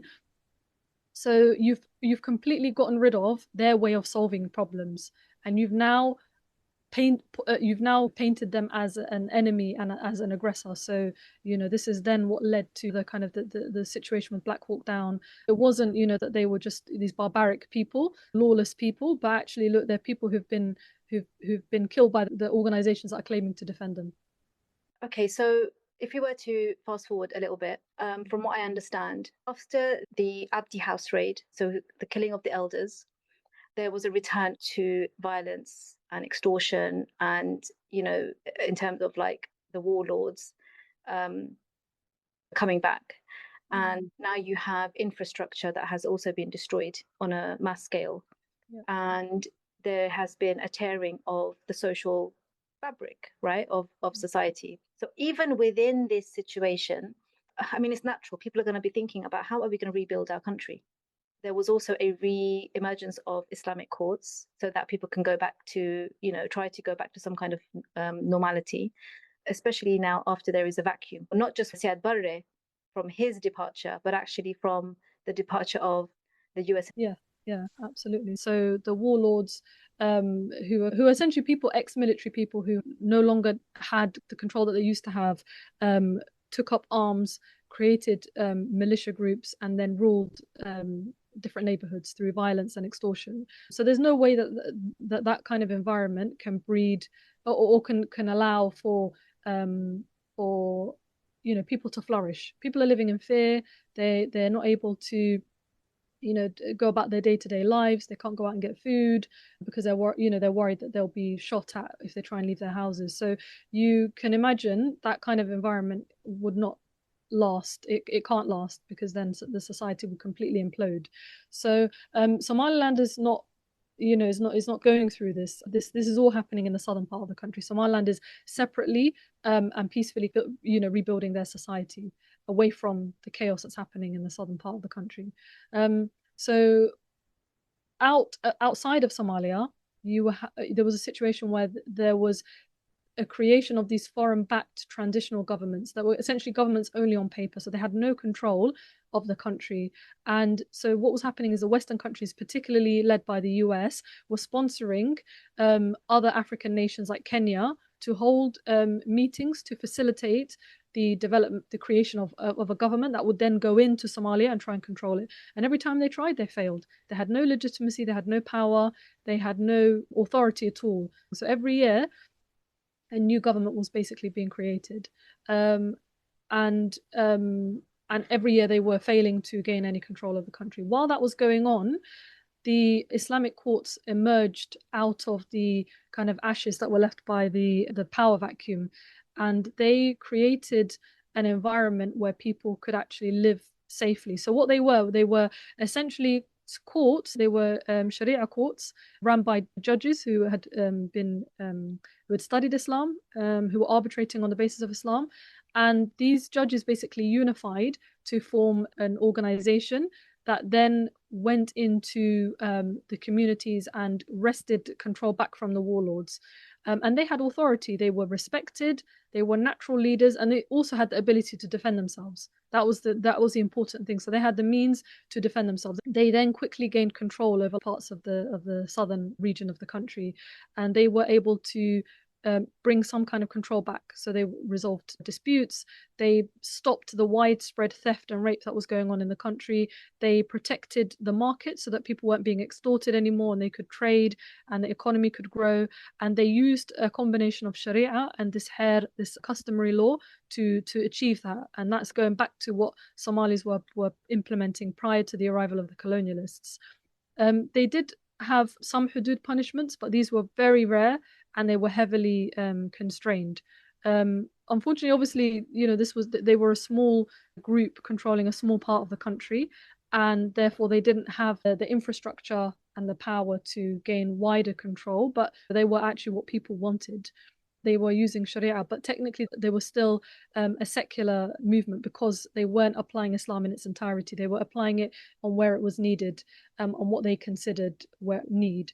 Why was the focus of the West on the ICU? Because, you talked about the fact that it sounds like it was working to some level, and it was not actually in control of a vast region. So what was the issue? Anytime people in the non-Western countries try to govern themselves in a way that doesn't rely on Western support or control, this will cause alarm amongst the Western countries, because it creates a situation where people may actually turn away from Western interference. So the reason that they focused on the Islamic Courts Union is primarily really because of Islam being the driving force behind the changes that were being made. It involved kind of Somalis relying on themselves. They weren't going to the IMF. They weren't they weren't asking for US support like the warlords were. It was very much relying on people governing for themselves in the way that they understood that they should be governed, which with the Islamic Courts Union was going back to Islam and customary law. And they had their own security branches, so they were able to disarm the warlords and create peace. And that obviously alarmed these US-backed warlords and the foreign and colonial powers. I think there was a focus on Somaliland as well, but what then ended up happening was the Islamic Courts Union was helping to unify the southern region of the country. The US was becoming increasingly alarmed. So what they did was basically they funded a group that was called the Alliance for the Restoration of Peace and Counterterrorism, which was basically a coalition of warlords in Mogadishu in 2006, which essentially gave them military support, they gave them weapons, they gave them money, and they created propaganda against the Islamic Courts Union and tried to say that they were basically an extremist group and linking them to other extremist groups that had carried out acts of violence. But in reality, They were basically just people who were taking advantage of the situation. They were essentially a kind of a mafia of people that were going around and trying to disarm the security forces of the Islamic Courts Union, and they succeeded. Sorry, before they succeeded, they failed. So the PCT, as they were known, this collection of militias in Mogadishu, actually lost a lot of ground. They gained success when they received increased funding from the US and when they also involved Ethiopia. So Ethiopia basically became involved, and they supported these warlords in removing the Islamic courts. And Ethiopia was driven by this fear of Somali nationalism, and they were also driven by this fear of political Islam unifying the Somalis and also potentially unifying Ethiopian Muslims against this kind of predominantly Christian secular government of Ethiopia. So again, we find that Ethiopia has been drafted in to a proxy war where they were given support by the US, they were given military, diplomatic, and intelligence backing, and then they went into the Somalia and basically disarmed the ICU forces. So that ICU collapsed within a few weeks, Right. and then allowed the country to return to this vacuum. Yeah, I mean, to be honest with you, it reminds me of the Abu Shabaab gangs in Gaza, where they were like internal factions within Gaza that were then armed and used basically against the Palestinian population, Yeah. and basically serving the UAE and the Zionist regime. So, on the subject of vacuums within Somalia, and I am actually quite astounded at the ways in which the people, good people, are continuously trying to redevelop themselves and, like stand on their own feet again. I mean, considering what the Somali people have been through, it's quite incredible. And that, subhanAllah, at every step, they have been thwarted. How does the Al-Shabaab emerge from this? Yeah. So So can you shed some light on the propaganda behind them? Yeah, so Al-Shabaab means the youth in Arabic. So Not essentially, scary. yeah, they're not scary. It's a bit like Taliban. Taliban means students. Yeah. So and they initially emerged as the kind of the younger members of the Islamic Courts Union. When the US government wiped out the ICU, a lot of the senior members were killed. A lot of them fled. So what was left was, some of the younger members of the Islamic Courts Union, who obviously were in this, who'd come out of this environment of absolute destruction and death, ongoing for decades. So you can imagine if you burn a forest down, then what survives will be harsh by design, because that's all that can survive when you've burnt down everything else. So they basically grew out of this environment, this harsh environment, where their elders were killed, and then when they tried to gain some kind of normalcy, the people that tried to create that normalcy were killed. And so when people like Donald Trump talk about S-hole countries, these S-hole countries they didn't happen by accident. They came about by design, because when you have multiple waves of people being killed, then the people that are left are going to be hardened, they're going to be harsh, and that's exactly what happened with the Al-Shabaab. Before, it was a movement driven by desire to create stability. Now we've got people that are, they're neither here nor there. They don't know what they're doing. They don't know where they're going. They're wounded. They're mentally scarred, and now what their actions that they carry out going forward are a result of that mental scarring and growing up in such an environment. So interestingly, this is not something that's very well known, but it's understood amongst people, the political thinkers in Somalia, that actually Al-Shabaab isn't just these random people running around anymore. A lot of them do have connections to the government. A lot of them actually are in the government secretly, but it's just not an open thing. But it's understood that a lot of them are actually embedded within the government. So this kind of goes against the Western narrative somewhat. So the federal government will never openly admit it, but this is what's widely understood by many Somali political commentators. It's a bit like the creation of the Palestinian Authority, or the Janjaweed, who then would later become the RSF, and now the official government in Darfur. So they've made deals That's what you're saying. Exactly. They've made deals, basically. Yeah. But that's the only way a transitional government could become the federal government, was they had to make deals with people. They had to give people power. Because remember that for the best part of 15 years or more, there was a transitional government being created nearly every single year. That just wasn't successful. So the only way they became successful is they had to make deals with people.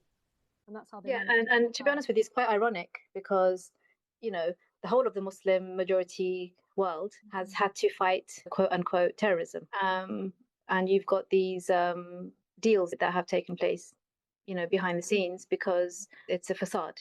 One of the things is that about Somalia in its current form, after a century worth of colonization and then decades worth of authoritarian rule, and then yearly, failed government after failed government, essentially it's a failed state. Yeah, and Somalia is not alone in this, because Somalia is just unfortunately, another failed nation, like a lot of these other post-colonial failed nations, and they all seem to suffer from the same issue, right? And then you see some reoccurring themes as well, which we're going to go into now.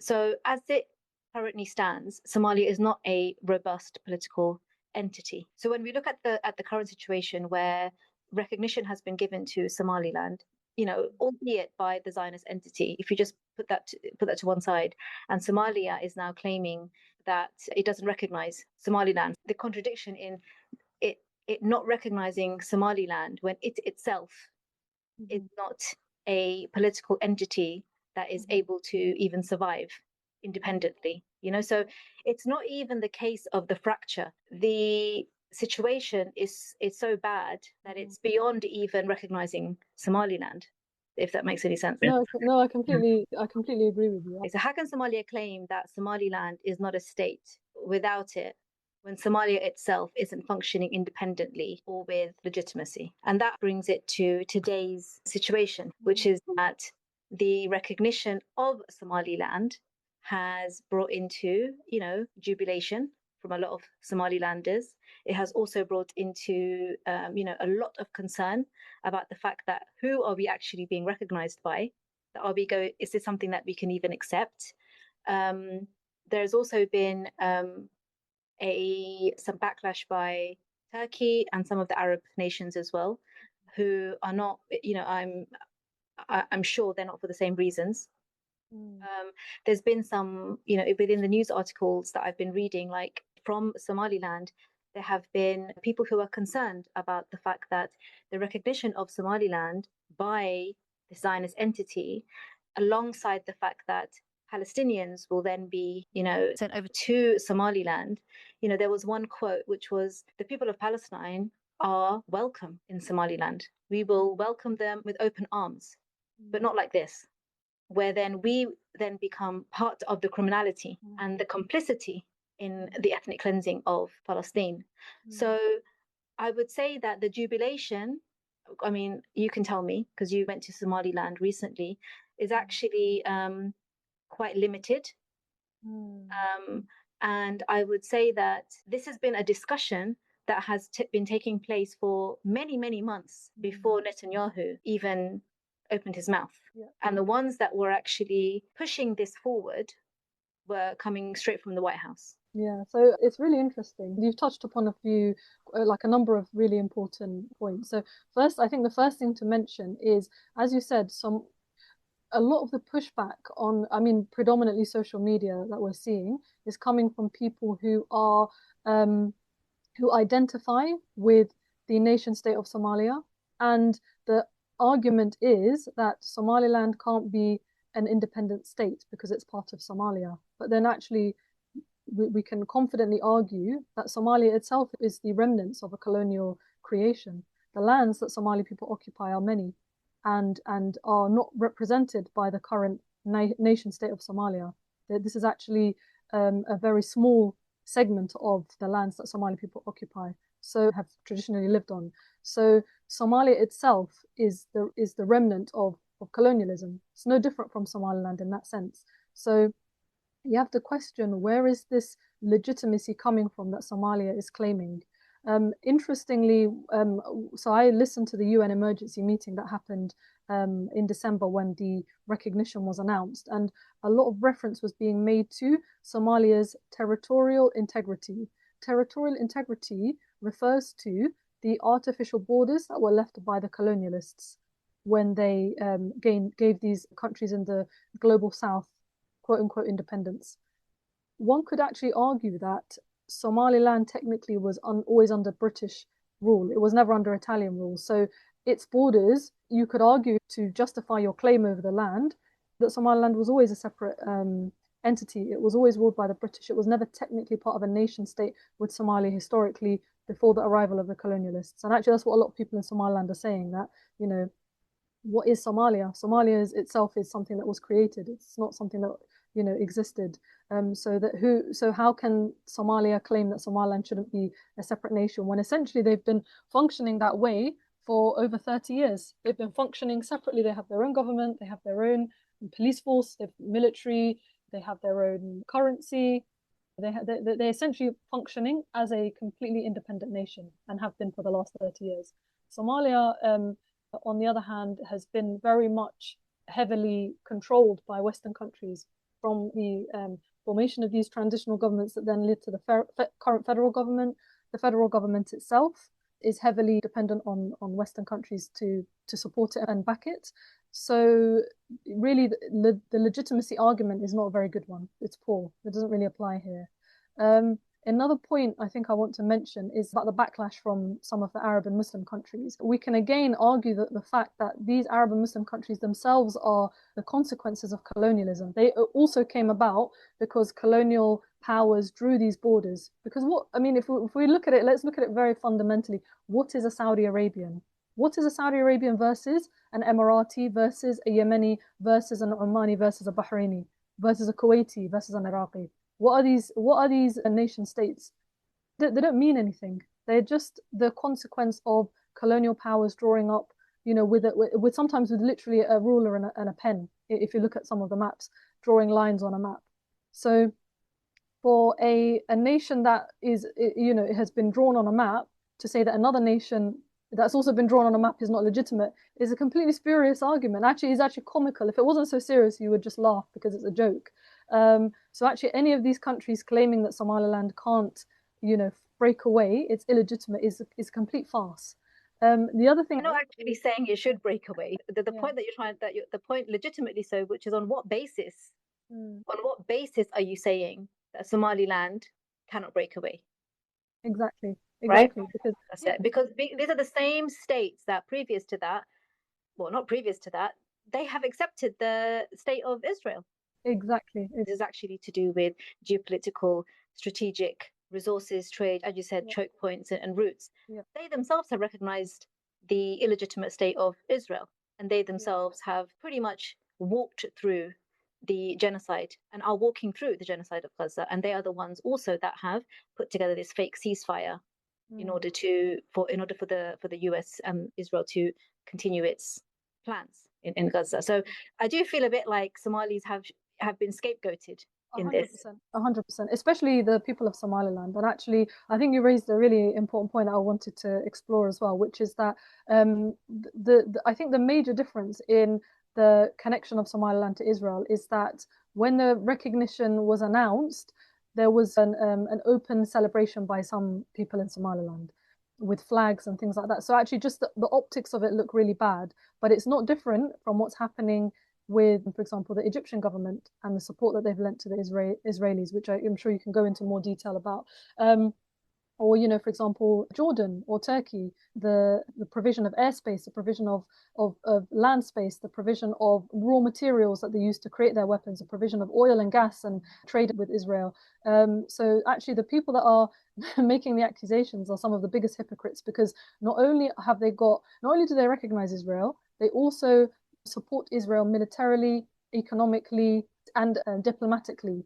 And Israel would not be able to exist as it does today and carry out the genocide of the Palestinians without the help of these Arab and Muslim nations.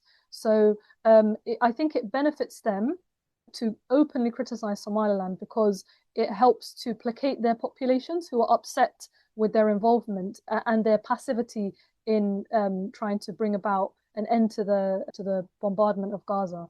So they're trying to placate their populations by on their surface seeming like they're outraged by the fact that Israel has recognized Somaliland, but really they behind the scenes and actually now they're not even so much behind the scenes anymore. They're quite open with it. Like people at MBS and Crown Prince of Jordan, they're quite open with their support of Israel now. But they're doing it to seem like they have some objection to it, but really deep down, we know that they have a lot of connections and ties with Israel, and they support Israel. Yes, absolutely. I think that also it's that there should be a distinction made between Somalilanders in terms of the people and the Somaliland government as well, because at the end of the day, there's something else that is brought to the table here as well, which is what type of carrot are you dangling in front of the Somalilanders and the Somaliland government? At the end of the day, history, as we know it, because it's been repeated so many times, is that if you have no accountability as a government, what are your objectives and what are your interests? So I can confidently say that the Somaliland government does not have the Somalilanders' interests at heart. It has its own interest at heart. It'd be interesting to know what kind of carrot that they're dangling in front of them in order for the optics, as you said, like to sway that way. So I think one thing I want to kind of mention is that the people of Somaliland do have a lot of love and respect for the people of Palestine, and always have. And in fact, when the October 23 bombardment of Gaza began, they raised, and actually they continue to raise a lot of money, even though they're cripplingly poor themselves. They continue to raise a lot of money to send to charities to try and deliver aid to Palestine. But I think part of the problem of the situation of Somaliland is that they are essentially functioning as an independent state that's not internationally recognized. So they still have the boot on their neck from the dictatorship of Siad Barre. That boot is still on their neck. They rely heavily on being able to function in the way that they do. And as soon as the Somali government decides it doesn't want them to have anything, that they can easily cut them off. And that's exactly what happened. That's part of what actually led to them seeking recognition in the first place as strongly as they did, is that the Somali government decided that they wanted to put an embargo on them, so they could no longer import things. And you can imagine in a country that's prone to drought, that's already quite poor. Sorry, not quite poor, very poor. Very poor. Yeah, it's a disaster. It's a disaster. And I was there in 2017, and there was a drought going on then. So many, of their livestock were dying, and people were dying, and people were starving to death. This is something that shouldn't be happening in the 21st century, when we know all different types of ways to have agriculture in every single type of climate. People should not still be starving to death, and Muslims should not be starving to death, but they're starving to death in Somalia, and they're starving to death in Palestine. And the people of Somaliland particularly, have long been neglected by the Muslim world, unfortunately. I think that has to be mentioned, that they would never have gone to people as vile as the Zionist entity and as disgusting as the Zionist entity if they weren't in this position where they were desperate.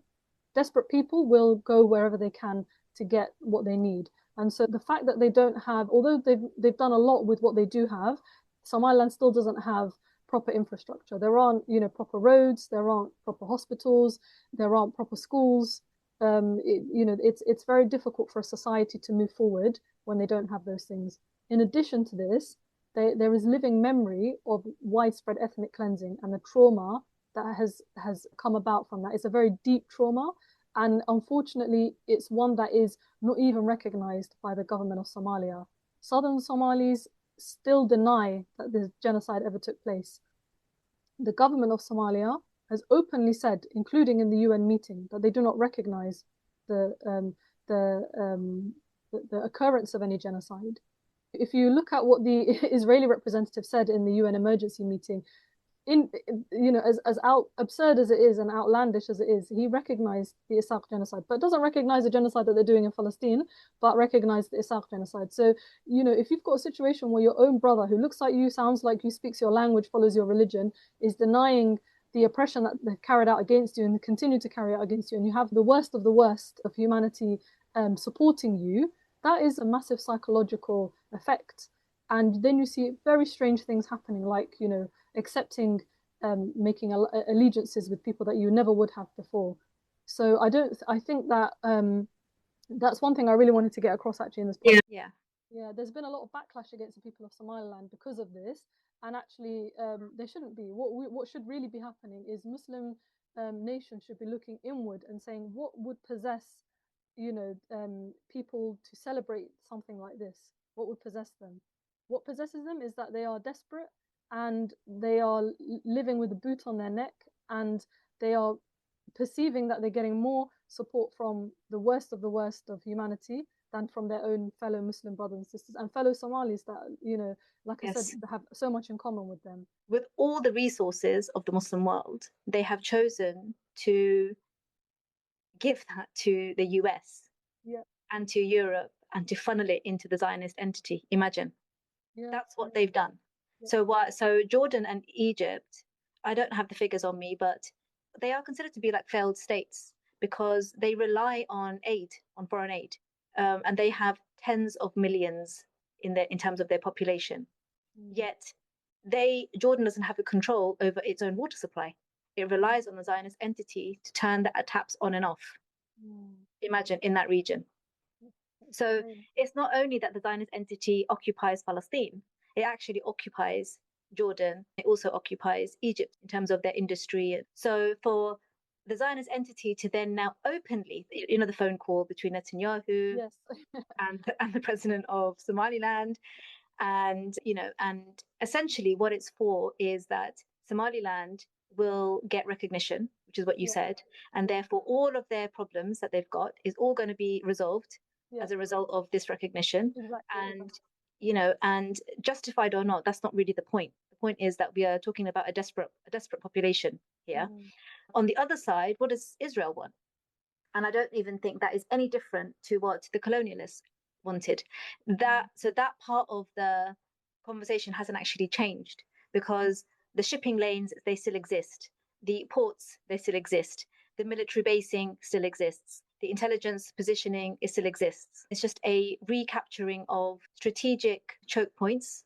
Exactly. So I think the initial discussion about colonialism was really important because we can then draw these parallels that Israel is not recognizing Somaliland because they've got any particular love or admiration of the people of Somaliland. I know that's what their representative said in the UN emergency meeting and in every public speech since then, but it's very much because it allows them to have more control over the strategic points of the Red Sea and the Gulf of Aden that Somaliland, is next to. So the recognition is not going to be something neutral. It's very much a quid pro quo situation.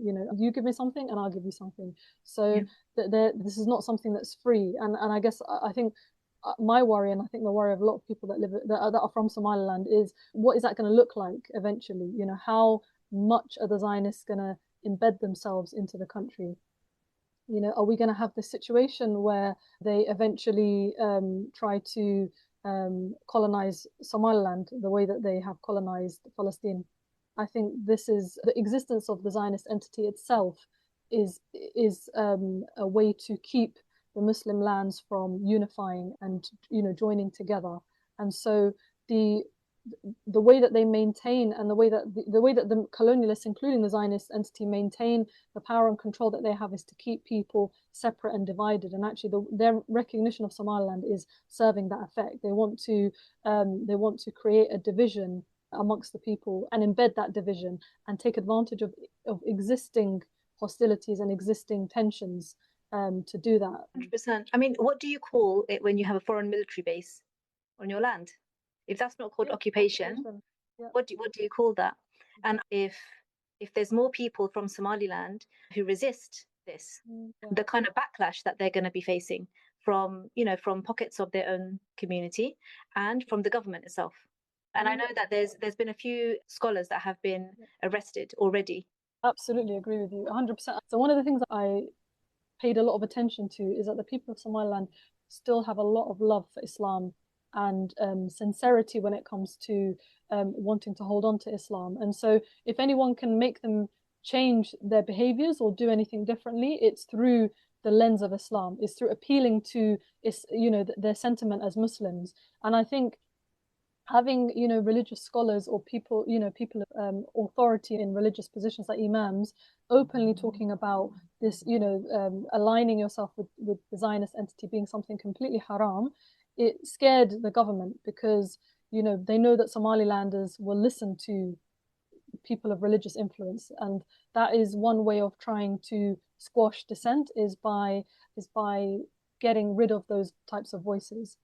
Because as much as Somaliland has been, you know, shaped or created in the image of the sort of secular Western nation, the people of Somaliland are Muslims, are actually very strong Muslims. They adhere to Islam. They're not liberal. I've traveled a lot throughout the Muslim world, and Somalilanders hold on to their salah, they hold on to their hijab, they hold on to the Quran, they hold on to the open symbols of Islam. So the people of Somaliland, they hold on to the open symbols of Islam. So, there's no kind of, for example, what we see in the UAE where they've turned down the adhan, they've made the adhan quiet so that people in the Western expats that live in these gated communities don't have to hear the adhan. Somaliland, you'll never find that. The adhan is openly called, people are openly talking about Islam, they're openly Muslim. So the way that the government has tried to suppress any dissent is through suppressing the religious class.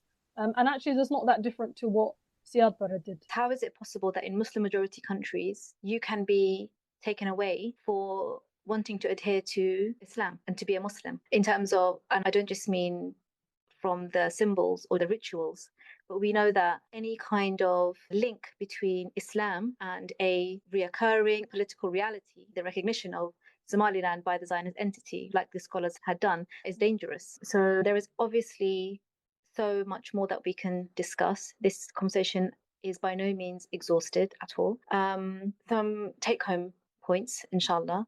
I think one of the things that I wanted to conclude with is that going back to the conversation we had about the absurdity of the Muslim nation state, just as people feel it's absurd for one group of Somalis to break away from another group of Somalis and call themselves a separate country, which is one of the arguments I've heard on social media, we should equally feel the same level of surprise and we should equally feel the same level of discontentment with the existence of our own nation states in the Muslim world. So, just as you feel that Somaliland should remain united with Somalia, we can extend that to actually include all the Muslim nations should be thinking about ways that we can unify with one another. Because actually, we're not, what unites us is not ethnic grounds, and we can see that.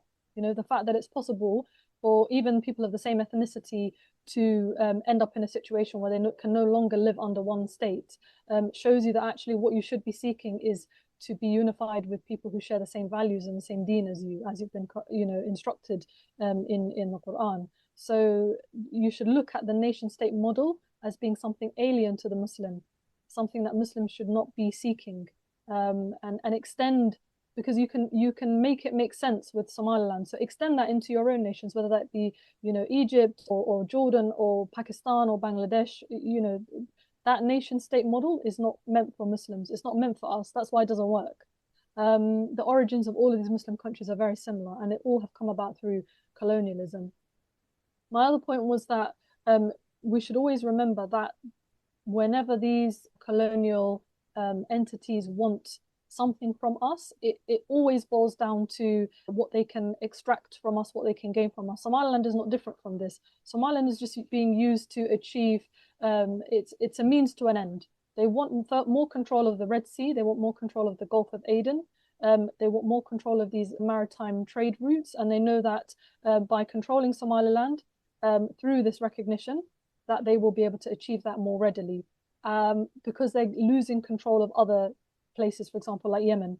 So they need to make up for that by finding new places to establish themselves.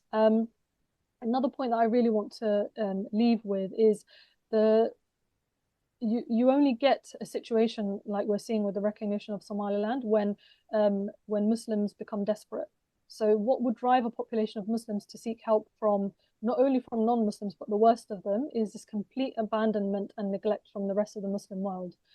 Before this happened, actually, nobody was talking about Somaliland. Somaliland was quietly going through, years and years of drought and, a famine and a spread of diseases like cholera, which, have been wiped out from the West a long time ago. So if we neglect our brothers and sisters in the Muslim world, then unfortunately the consequences of that will be what we're seeing in Somaliland today. And lastly, what I wanted to mention is that having, through my experiences visiting Somaliland over the course of my life and recently going there since the recognition, is that the people of Somaliland have a lot of potential. They're very industrious people, they're very enterprising people, they have a love of Islam, they have a love of the Muslim Ummah, and they have so much potential actually that it just needs the right vehicle to drive it forward.